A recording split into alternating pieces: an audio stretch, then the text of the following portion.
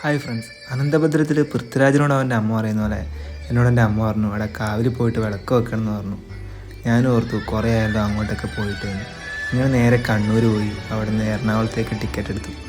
8:50 train വരുന്നതെന്ന് പറഞ്ഞ് ഞാനവിടെ 8:45 ആയപ്പോൾ കണ്ണൂരെത്തി. അങ്ങനെ നേരെ സ്റ്റെപ്പൊക്കെ കയറി 1ാമത്തെ പ്ലാറ്റ്ഫോമിലായിരുന്നു ട്രെയിൻ ഉള്ളത്. അങ്ങനെ നേരെ അങ്ങോട്ടേക്ക് പോയി. അവിടെ ട്രെയിനിൽ കയറി അത്യാവശ്യം തിരക്കും കാര്യങ്ങളൊക്കെ ഉണ്ടായിരുന്നു.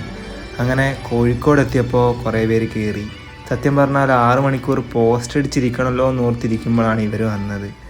അങ്ങനെ ടൈം ഞാൻ പോയതേ അറിഞ്ഞിട്ടില്ല. 6 മണിക്കൂർ ഇതാന്ന് പറഞ്ഞപ്പോൾ പോയി.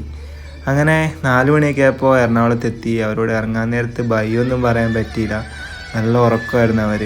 അങ്ങനെ എറണാകുളത്തെത്തി. അവിടെ നിന്ന് നേരെ കലൂർ സ്റ്റാൻഡിലേക്ക് പോയി. അവിടെ നിന്ന് 1 കിലോമീറ്ററേ ഉള്ളൂ കലൂർ സ്റ്റാൻഡിലേക്ക്. അവിടെ നിന്ന് ബസ് കയറി നേരെ എൻ്റെ നാട്ടിലേക്ക്.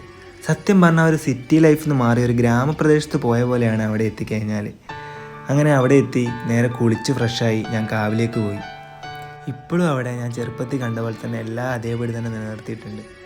സത്യം പറഞ്ഞാൽ എല്ലായിടത്തും നവീകരണത്തിൻ്റെ ഭാഗമായി എല്ലാം പൊളിച്ച് നിൽക്കുമ്പോഴും മരങ്ങളൊക്കെ മുറിച്ച് മാറ്റുമ്പോഴും ഇപ്പോഴും ആ കാവിൻ്റെ ചുറ്റുമുള്ള മരങ്ങളും കാടും എല്ലാം അവർ അതേപടി തന്നെ സംരക്ഷിച്ചു പോരുന്നുണ്ട്.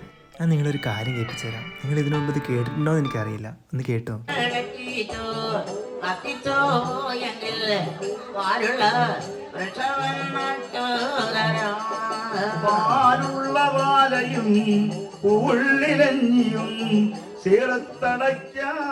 ഇതാണ് പുള്ളുവൻ പാട്ട്.